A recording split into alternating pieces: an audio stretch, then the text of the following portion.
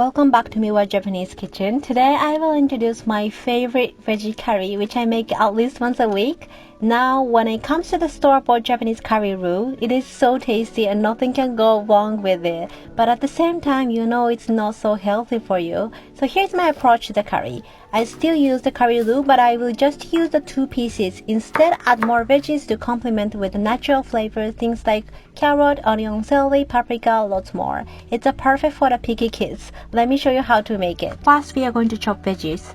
Cut carrot in half and place fast side down. Cut another half in lengthwise, then chop them into small dice. We are going to blitz up all the veggies at the end, so you don't have to do specific on that size. You just want to chop them into small pieces to cook faster. Next, I have a celery. I'm going to use this leaf part only. The leaf part has a refreshing, a little bit bitter aroma to it, so bring out the flavor like when you simmer it.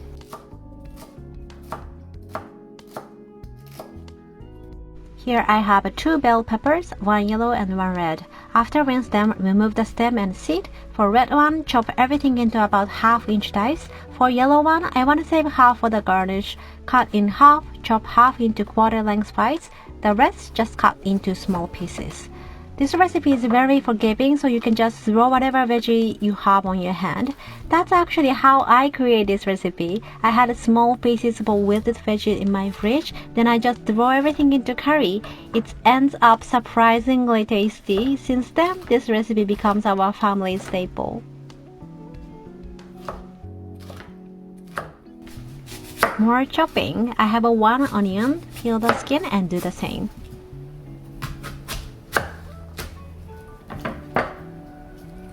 This is like a lot of choppings, but this is the most time-consuming part. So if you want to speed up the process, then you can always use a food processor.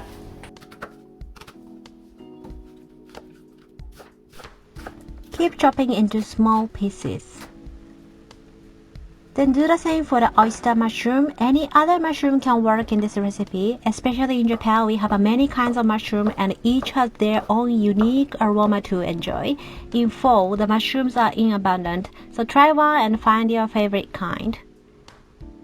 Then lastly, chop garlic finely, or you can crush your garlic. You never want to skip this garlic. I finally finished chopping, so I'm gonna saute these veggies. I have big, heavy bottom pot like this. Heat about 1 tablespoon of oil. Throw your veggies all in once. This much of veggie will cover 5 to 6 servings. Sprinkle about 1 teaspoon of salt.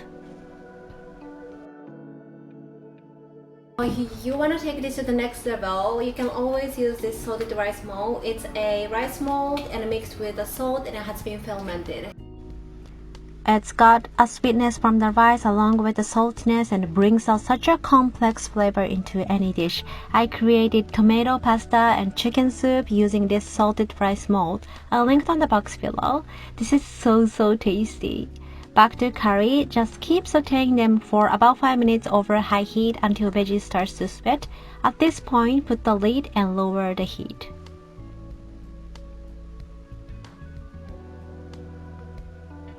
And steam it away for another 20 minutes or until the veggies become soft and willed. While it's steaming away, open the lid occasionally and stir them once in 2 minutes so that the veggie doesn't get burnt. Before you add any liquid, you want to draw all the good flavor from the veggies, which is gonna give the depth in taste. Be patient for the goodness. And splash some water to deglaze the pan if it's needed. At this point, all the liquid is evaporated and the veggies are willed. Add soybeans or chickpeas, whichever you prefer.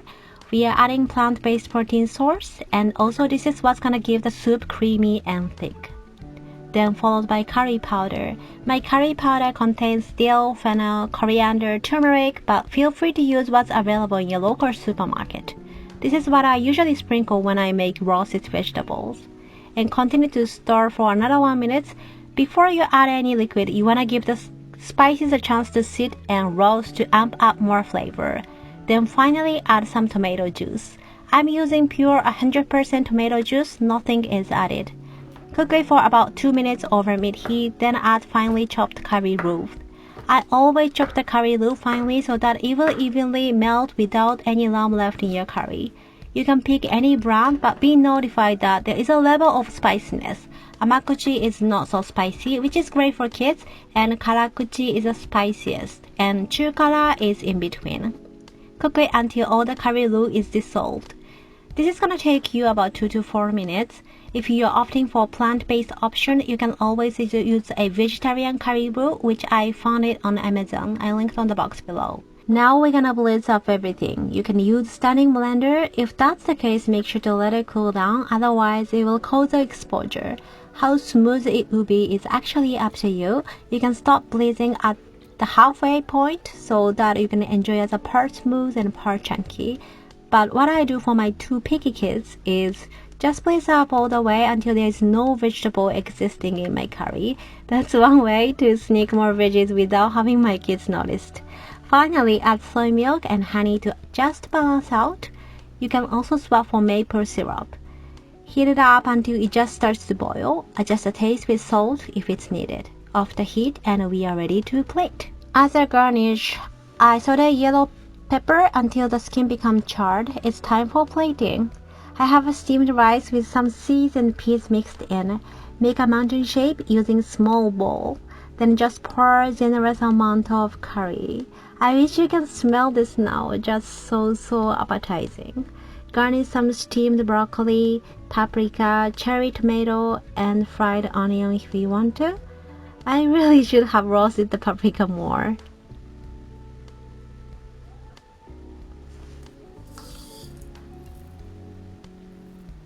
There you go. It's comforting, warming, nutritious, delicious of course. I always make big batch and keep them into freezer to enjoy another month. Stocking this curry in my freezer is a lifesaver for the busy weekday night. It might be a little different from what you would imagine as a Japanese curry, but I guarantee everyone will like this guilt-free curry. I have over 130 Japanese home cooking recipes. They are kids-friendly and easy to save your time in the kitchen. Also updating everything what I make for my family on Instagram. Hope to see you there too. All the recipe and SNS link are on the box below. Alright, that's it for today. Thank you very much for watching. Don't forget to subscribe. I'll see you on the next video. Bye.